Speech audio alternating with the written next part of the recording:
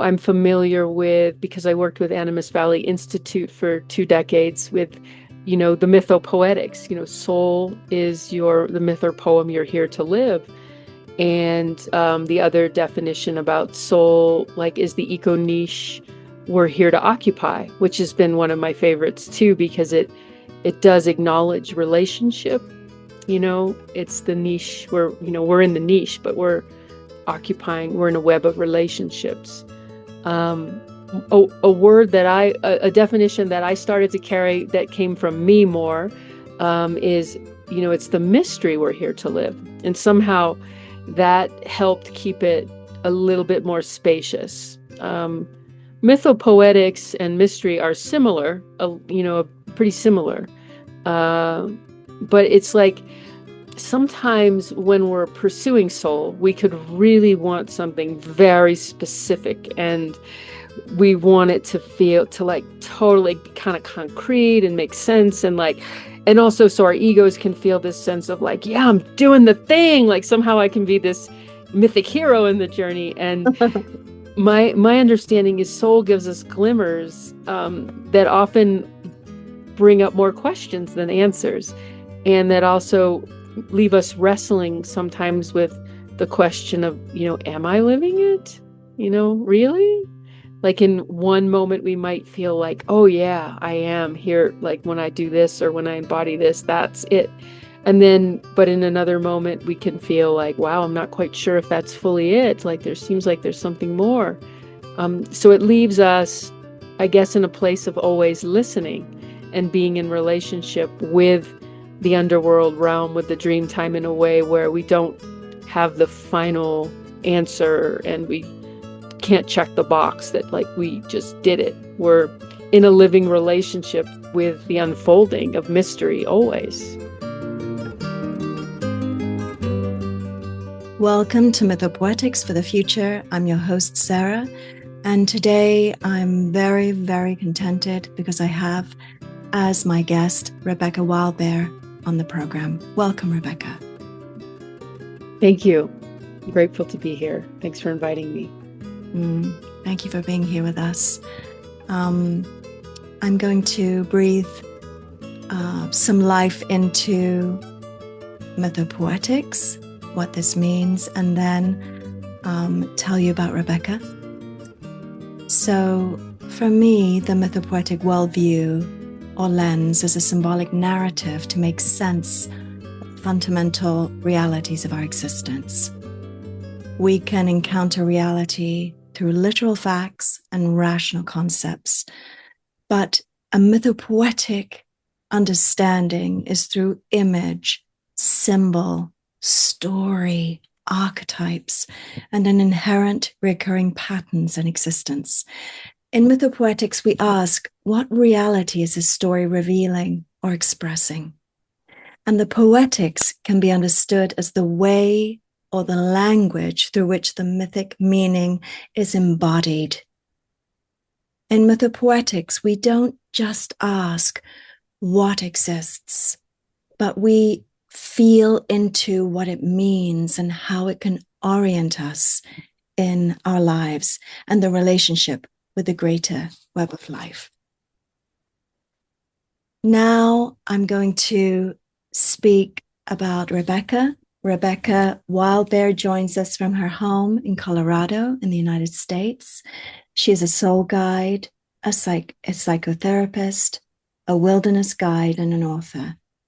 More specifically, Rebecca is an eco-somatic, trauma-informed psychotherapist and soul guide, integrating somatic awareness, dreamwork, embodied practice, and nature-based invitations. Her work invites people into a deeper relationship with body, imagination, soul, and the living earth. She is a TEDx speaker and the author of the book Wild Yoga. Rebecca is of Northern European ancestry, Irish, English, and Swedish, and on the Scandinavian lineage of her grandfather's side, her name, Stromborn, has Norse roots and is often translated as river bear. Rebecca, My first question to you is, what is making you feel most alive at this moment of your life? Well, I would say that one thing that always makes me most alive is whenever I get to be outside in nature, here at my home in Southwest Colorado, but also anywhere, any wild place. I'm kind of in love with so many different ecosystems. Like, I love this desert, and here I also long for and miss ocean and more waters. Um, so I'm in love with landscapes and just grateful when I get to spend time with them or even just dream and imagine landscapes I've been or will be. Um, right now I have a beloved dog companion, and it brings me alive also to watch his joy in being outside. And then also I'm a writer, so I do love to write, and I write a Substack where I love different topics of discussion. Um, and I'm writing some books right now too, a workbook for wild yoga, and also a storybook of modern day myth, soul stories. And then I'm also I'm also really brought alive by just the discussion of what is soul and what is soul community, because it's something about our individual souls and also the relationship that we have with others amidst that journey, and how to be oriented towards both. Soul sometimes can take us into a very individual mode, like my soul, but I love being like the both and of my soul and the soul of others and the relationship in the web and attending to that.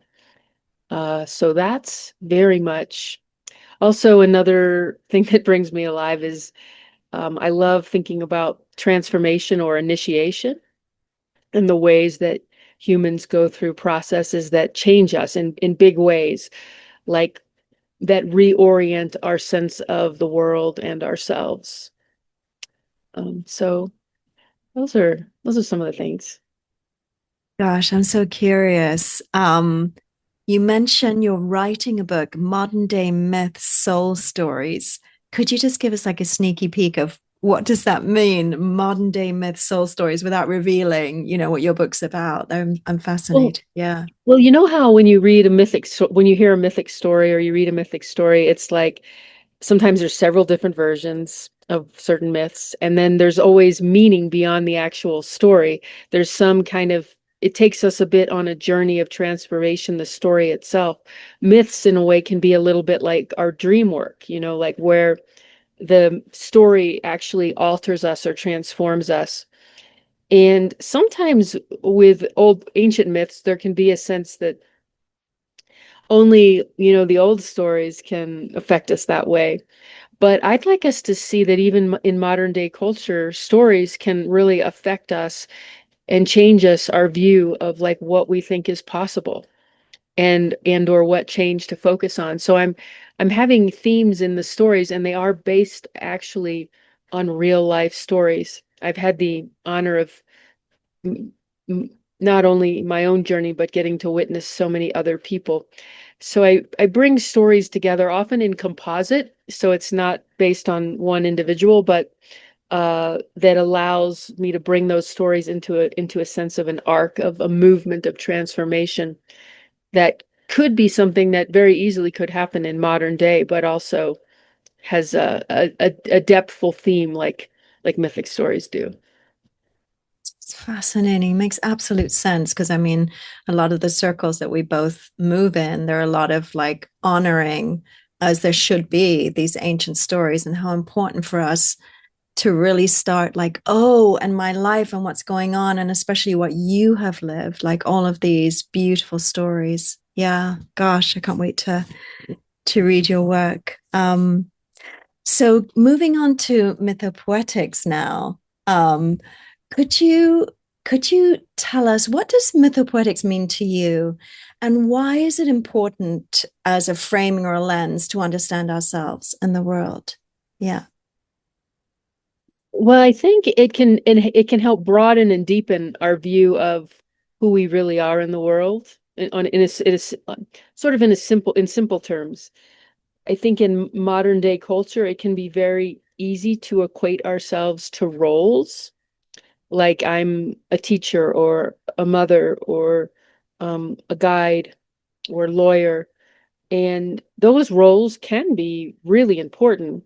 And there's nothing to take away. Sometimes it can be clear for someone to feel a lot of purpose behind that role and dedication, and that's wonderful.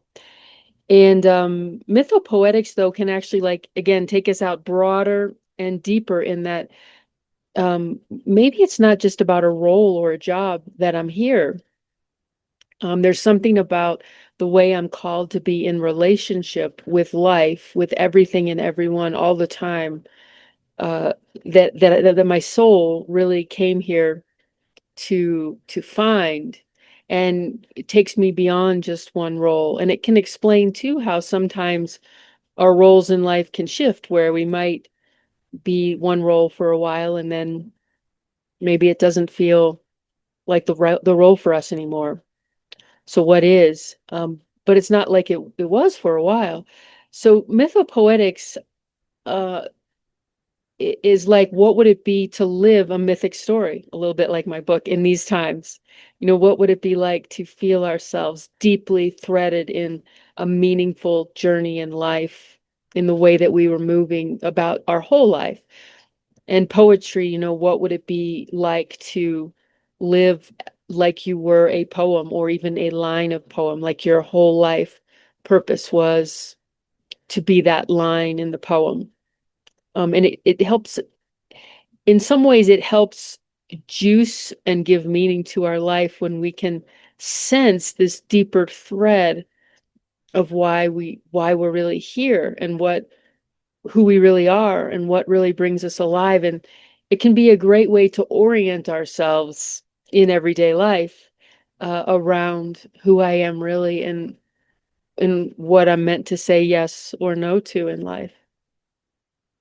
The juice, the juice. I love that you say the juice. So yes, that leads into this question, like curiosity about your underworld and what the underworld is. Like, could you perhaps, if you feel called, narrate a little bit about your underworld reality and yeah, the mythic you. Well, I would say like some of the landscapes give me a sense of underworld. They help. Like when I think of under the soil, like a forest whose roots are under the soil, and there's the mycelium and the animal homes, and there's a whole network of life that we don't see on the surface, but it's definitely there. And life wouldn't live without it. The forest wouldn't exist without it. So the underworld has a sense of that too. There's this whole world that might that we maybe can't see visibly in the same way we see everyday material reality, but it everything it that things that grow out of it or are fed out of it. There is life to it. There's a whole world to it. And another visual I like is actually under the sea, as well. Like, you know, a sense of, again, other whole worlds. And there's even dimensions to the sea. You know, there's levels of the sea where light still shines in, and creatures that live maybe sometimes on the surface or maybe only on the surface, sometimes in the depths. There's some creatures that live only in deep sea places where it's so deep it's totally dark. So again, it's another whole realm that we're not used to seeing, you know, beneath, you know, below, but it's there. And like a lot of the life of the world is fed in those waters. And so you could say underworld maybe in our being too is connected to the imaginal realm and the dream time. It's a place where, you know, image and story and myth live. every night we sleep. A large amount of our lives we sleep. And we're, dreaming every night, even if we don't remember. It's the dreams are happening. And so there's this whole part of our life that is mythic and story and poetry and dream. And then how do we be in relationship with that? I mean, like, what would it be like to be aware of those parts of life and parts of ourselves speaking to us? So underworld to me, or underworld consciousness, is attending to dreams in the imaginal, attending to these underworld realms and listening for what they might be saying to us about our realm. And as far as personally, I don't want to share too much, but there's many things I could say about my own explorations there and what I've discovered over decades. It's like you can get a little piece at a time, and sometimes it can seem very big, or sometimes it can feel very tiny, but it all stitches together into a larger, soul cosmology. I feel like the images that come. And so it's important to attend to these, parts of life. And sometimes if we feel like unmoored or alone or adrift or without meaning or unsure what to pay attention to or where to go next, it's these depths that can help us orient in something much larger than ourselves. Yeah, thank you. The soul cosmology you speak about. If we're feeling unmoored, the depths can be this beautiful place to go into. Um, yeah. So being this trauma informed psychotherapist and really understanding the process that can be this like way for us to open as we descend into the underworld. Sometimes the descent can be quite powerful. Sometimes it can move us very deeply. Sometimes we really need to have a lot of wholeness to be able to allow this free fall that can be experienced, I believe, to actually really find and live and inhabit this place of the underworld. Are there any suggestions that you could give to us as we prepare or we contemplate or going down into these realms of ourselves? Is there any, did you say practices we can contemplate? Yeah, some kind of suggestions or something to support us as we're actually contemplating or actually in a descent, like from your understanding of healing and holing, which I believe is sort of no matter where we are on the journey, there's always this tending to the healing and holing. I wondered if there was any suggestions that you could gift us to ways of being able to really allow ourselves to descend and support ourselves in this descent as we're going down. Yeah, I would say, I think you're kind of tapping into, like, well, why don't people pay attention to the dream world or this understream, this underworld? And I think many times because it's really scary and it's really unknown.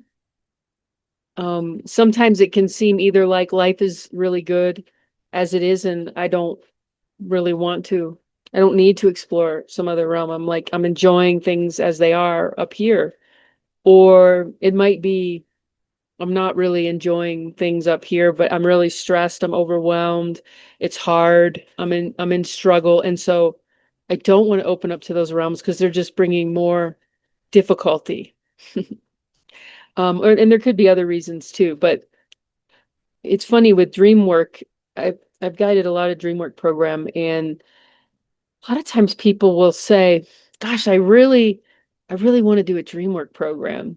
And then when it comes time to sign up for a dreamwork program, it's like, oh, maybe not now. And I think that kind of speaks to this sense of like, it's a really nice idea to explore these dreams, but I'm not sure. Yeah, maybe later, because it's uncomfortable. Dreams can often guide us to uncomfortable places, even bring up trauma. And so attending to the healing and holding that would allow you to be present to the dream world is a really good start. If you're already really overwhelmed or dealing with a lot, it might not be the right moment to dive deeper into dreams. Dreams can offer resourcing materials. It depends on the dream. Some dreams just give us stuff like to help us. And a lot of times dreams can also take us to other places that invite things that can be like an ordeal or difficult. So if you're feeling like I'm curious about my dreams, but I can't quite, I got too much going on right now, then it's like attending to the healing and holding of what would it take to allow myself to be ready to open to, what my dreams have to say. And the other thing is a little can go a long way with dream work. I mean, sometimes we can get a lot of dream material. It doesn't mean you have to like work every dream, pick the piece that's most alive or pulls you in or has the biggest charge. And just working with one image or one scene can go a long way to just at least opening yourself to this world without having to overwhelm yourself with too much too soon. Yeah, thank you so much. Yeah, absolutely. So you're actually really speaking to an area that I did want to explore with you, which was the dream work. And I know for 20 years you've been guiding all kinds of programs, and more than that time, but specifically in the area of soul guiding. And you mentioned working with one image, or perhaps even staying, if you're a person that remembers lots of dreams, like how to make sense of this beautiful terrain and what it means for me and my development and my gift to the world and so on and so forth. I know that you've studied extensively with different leaders and, let's say, wisdom of how to work with dreams. Is there anything more specific that you could gift us, so that if we do have a dream that we feel is very important for ourselves, how could we work with that? Like, what could we do exactly? Yeah, I would say you can be curious about the others in the dream, the landscapes, and the other people. Sometimes when we're in a dream, the first thing that captures us is our perspective, our story, how we feel in the dream. And sometimes and that's okay. I mean, that's an okay place to start because at least you're starting somewhere. Like what you feel in the dream. What's the story, the dream you're telling about the dream? What's going on? Like, is that similar or different? I wonder why the dream wants me to experience this is always a question I love. So that's like a first level dream work, just my experience in the dream and getting to understand that more clearly. But we get out into deeper dream work when we can actually set aside our story of who everyone in the dream is a little bit, like hold it lightly and just start to get curious about the other ones in the dream and the like even the atmosphere or place where we are in the dream.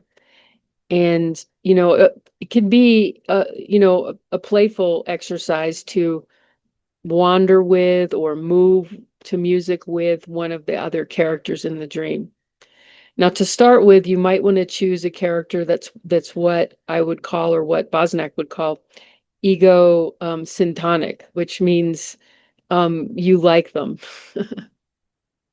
Because it's really hard to spend time getting to know characters we don't like. And I'm not saying you can't do it, but if you're new to dream work, you might want some help with that. It's very hard if our ego is like, you know, to just on our own, like suddenly change our mind and be open. But when we have a character we're really like intrigued by or curious about or admire, that almost naturally lends itself to wanting to get to know who they are and learn more about them and spend time with them. So a good place to start. Thank you for that. Yeah, I'm so enthralled. I think perhaps you're delving into the world of like shadow work and how, potentially we're invited, perhaps by mystery through the dreaming, into some kind of relationship with parts of ourselves that we didn't even know were inside our unconscious. And this can be like an invitation. And perhaps it could appear like this difficult one that we don't relate to in the beginning, so yeah, thank you for that. Gosh, there's so much that I want to ask you about that. But yes, could you tell us now, at this moment in your life, how do you define soul? Well, um, at this moment in my life, I'm feeling about soul like I'm feeling like what keeps soul alive for me is to not totally define it. Um, but to be in relationship with my curiosity to understand it. Um, and and I've been a soul guide for more than 2 decades, so I've had a lot of definitions, and I don't those definitions, they aren't like gone or wiped away. It's not like I don't think they're true. I do think they are true, actually. I just think that they like kind of like soul itself, they show us part of the picture and not all of the picture. Like, I'm familiar with, because I worked with Animas Valley Institute for 2 decades with, the mythopoetics. Soul is the myth or poem you're here to live. And the other definition about soul, like, is the eco niche we're here to occupy, which has been one of my favorites too, because it does acknowledge relationship. It's the niche where, we're in the niche, but we're in a web of relationships. Um, a word that a definition that I started to carry that came from me more, is, it's the mystery we're here to live. And somehow that helped keep it a little bit more spacious. Mythopoetics and mystery are similar, pretty similar. Uh, but it's like sometimes when we're pursuing soul, we could really want something very specific, and we want it to feel to like totally be kind of concrete and make sense, and like, and also so our egos can feel this sense of like, yeah, I'm doing the thing, like somehow I can be this mythic hero in the journey. And my understanding is soul gives us glimmers, that often bring up more questions than answers, and that also leave us wrestling sometimes with the question of, am I living it? Really? Like in one moment, we might feel like, oh, yeah, I am here. Like when I do this or when I embody this, that's it. And then, but in another moment, we can feel like, wow, I'm not quite sure if that's fully it. Like there seems like there's something more.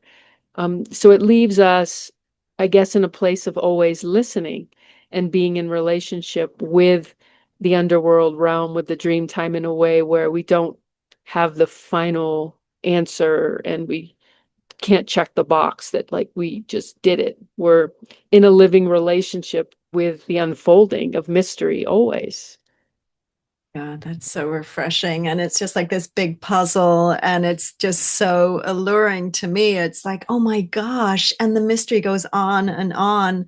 Um, yeah. So, how specifically, because you mentioned this, it's about my relationship with the curiosity with the soul or with the essence of myself, with the mystery.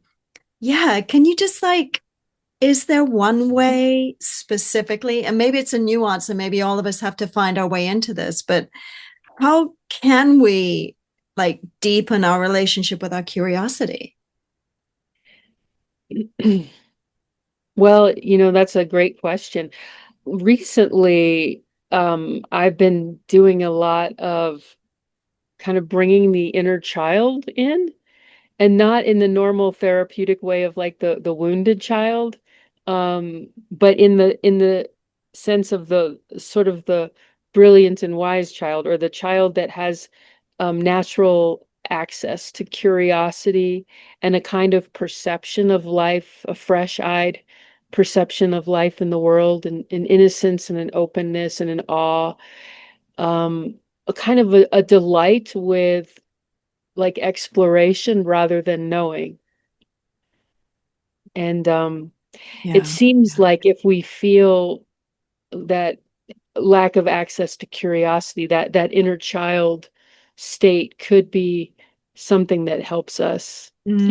even just remembering, imagining, Yeah. what it was like to be in the child body, and Yeah. look at the world from those eyes.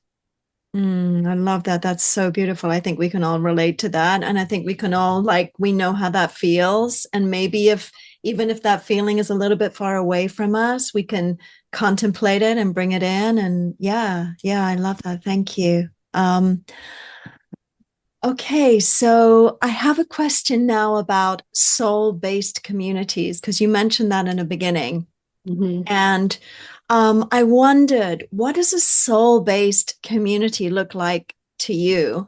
And specifically, I wanted to know what areas of human development in our relational intelligence would you suggest that we cultivate in order for the community to thrive? So that's kind of a long-winded way of saying, like, what would your suggestions be, and what is your vision for soul-based community, and how can we really foster and tend to our relationships and that intelligence for it to thrive?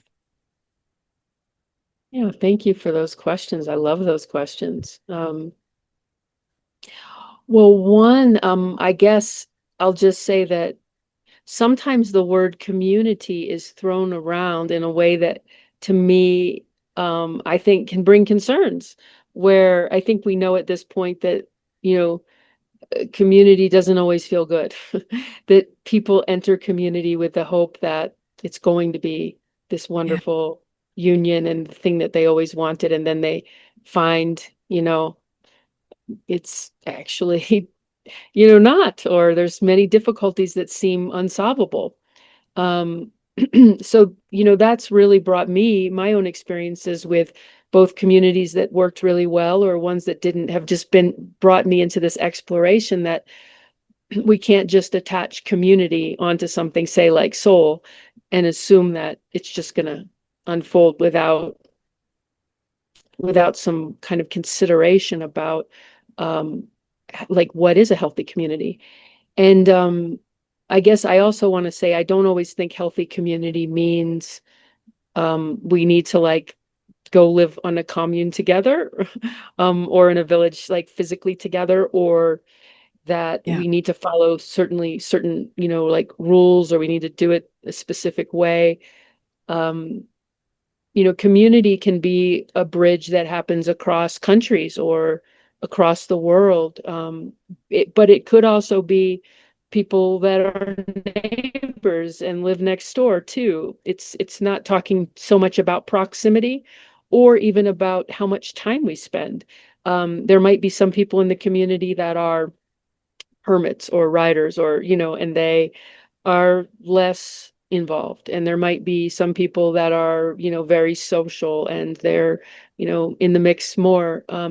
So it in many ways I think it starts with recognizing diversity, and hmm, kind of what I put, the many colors of soul, yeah, like in my last article, that there are many ways, and there's so much we don't know about soul. Like if we're only looking at, say, people who spend lots of time on soul journeys, going on quests and programs, if we're only looking at those people, like they only hmm, have a soul, like, well, I'd say hmm, people that don't go on those programs, that are just living in ordinary life, they still have a soul too. And, yeah, they may or may not be conscious or in contact with it. We don't know. I can't assume one way or the other, but if we broaden the definition of soul in the human world to be as diverse as it is with all the beings of life in the ecological world, that would be a start. Hmm. And also there's a lot about epistemology, like who gets to define soul, who gets to make the map. And I would say that has all been sort of toppled over to like a sense for me that maps and models help for those people that have gone through the trouble to make them and show them to us. They can be helpful in illuminating a path and possibilities. And in that way, they're brilliant and so helpful. And but they're not like the only path and the only way to understand soul. They're just one way. And so if we're really opening into community, and we don't want it to just be like an insular community that has to be go according to that map, but really expand community to diversity of like all the kinds of people that there are in the world. And I don't just mean um you know like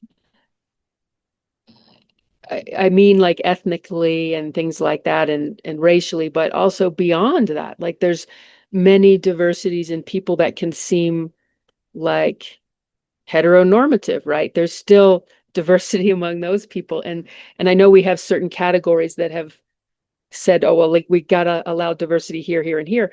But what if we actually just take that and think on a soul level? We're like each as much different as a snowflake. And so what would it be where any map always has to be adapted to everyone? Because the map is just a map and everyone is actually very individual. And so in that, we're also what I would call is respecting autonomy. There's not a like a thing to fit in. You have to like be like the map or where the map goes. Like it's actually like the curiosity leaves us like, wow, what is this expression of soul? And almost like in a way we're always at the wellspring of conversation with soul then, because as people are showing their diversity, we're understanding more about what it really is. And we're not trying to make people fit our maps. We're trying to expand our maps and our understanding as we hear more stories and we meet more people. The wellspring of conversation with soul. That's so beautiful. That's so beautiful. I love that. Um, yeah. Would you like to speak to us a little bit about what you have created, the Earth and Soul community, now that you've given us this beautiful understanding and very expansive, I believe, like an expansive, very open, and deeply respectful definition of community and also soul. Did you want to speak a little bit about specifically the community that you have created? Yeah, right now we're in the very first year-long process with a group. We're diving deep, but I do have visions of bringing that more into an Earth and Soul ongoing village format too. But this is a deep dive, so it's a great way to get to explore all these nuances.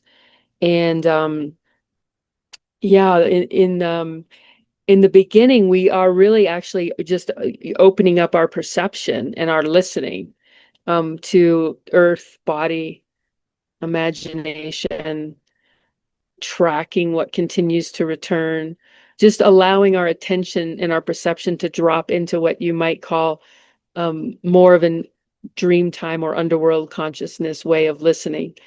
And then now we're amidst the second module, the sort of the second quarter of the year, and we're really diving into soul in a whole different way. Like we're opening up the exploration of what it means to be in relationship with the definition of soul.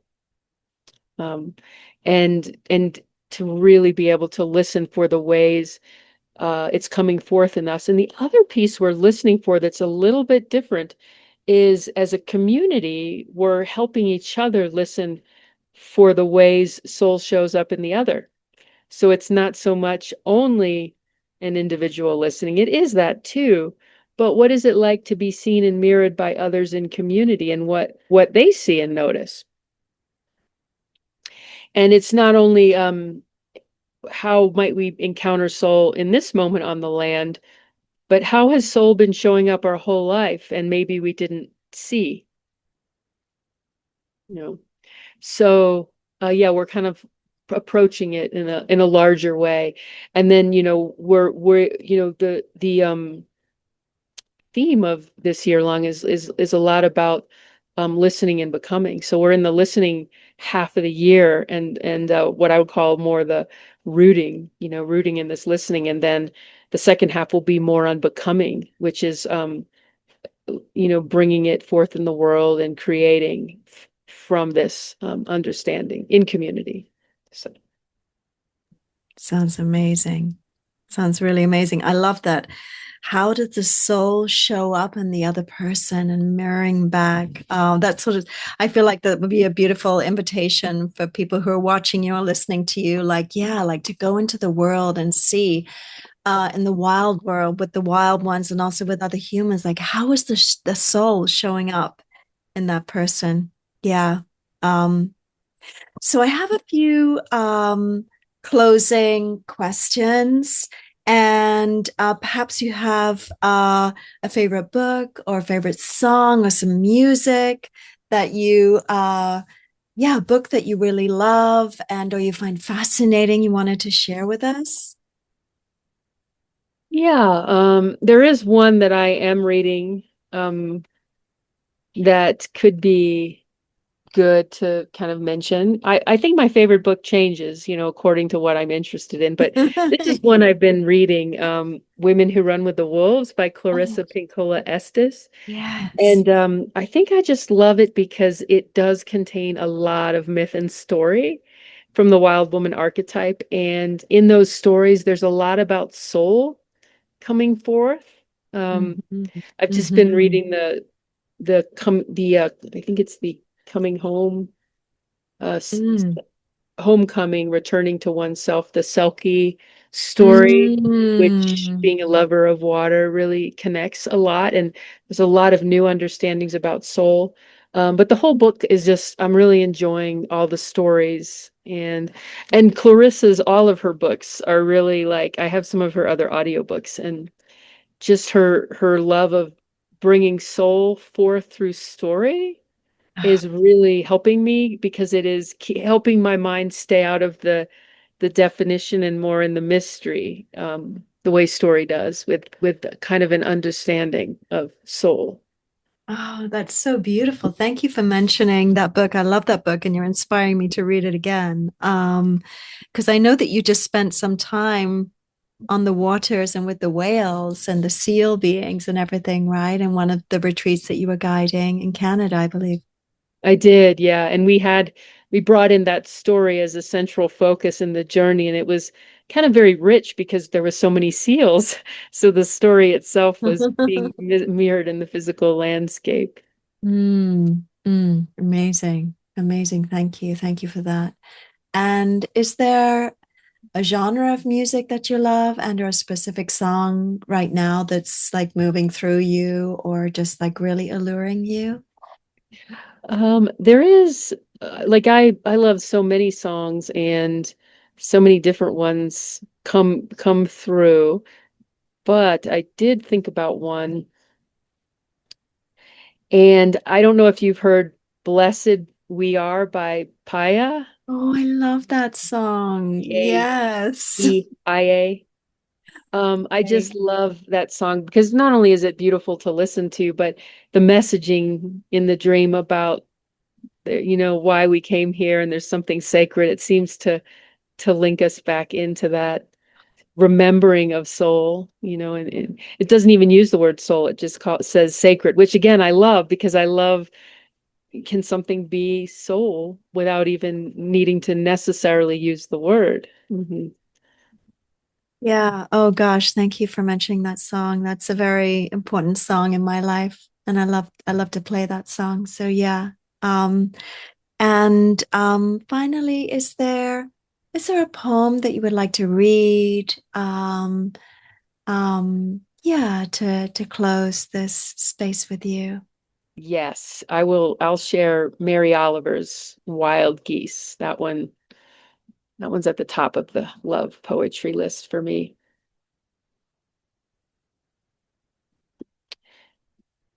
You do not have to be good. You do not have to walk on your knees for 100 miles through the desert repenting. You only have to let the soft animal of your body love what it loves. Tell me about despair, yours, and I will tell you mine. Meanwhile, the world goes on. Meanwhile, the sun and the clear pebbles of the rain are moving across the landscapes, over the prairies and the deep trees, the mountains and the rivers. Meanwhile, the wild geese high in the clean blue air are heading home again. Whoever you are, no matter how lonely, the world offers itself to your imagination, calls to you like the wild geese, harsh and exciting, over and over announcing your place in the family of things.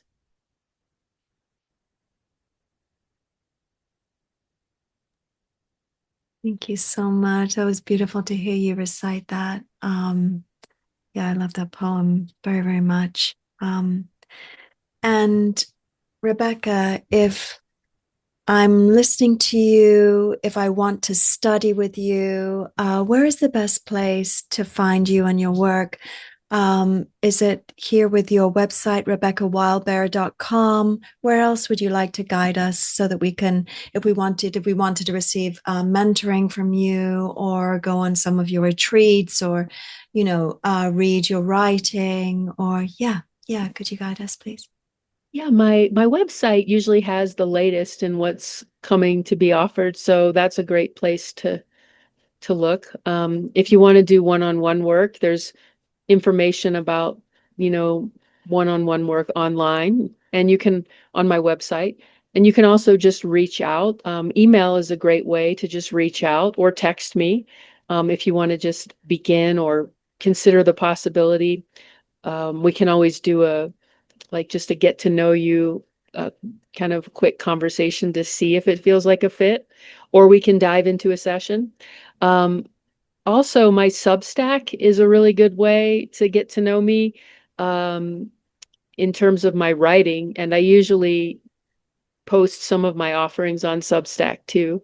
So Substack is a good way to follow me and what I'm, the conversation that I'm in. And on my website too, you'll see there's a free offering. It's under the list, I think, of programs. It says free offering, and there's like a 7-day free, try, you kind of get like audio programs of wild remembering for 7 days. And so that can also be a good free way to like kind of continue with me and see what how that goes. Yeah. Oh, thank you so much. Thank you. To all of you who are have just met Rebecca, I have studied and received mentoring and had the grace of being with her while she was visiting the UK this summer, and it's just so beautiful and inspiring and nourishing. And I just say thank you so much, Rebecca. There are so many more questions I have, and so much more that I'd love to converse with you about. But thank you so much for this time. You're welcome. My pleasure. It's so good to be with you, and glad you're having this exploration, and grateful you invited me into the conversation. Thank you. Mm-hmm. Mm-hmm.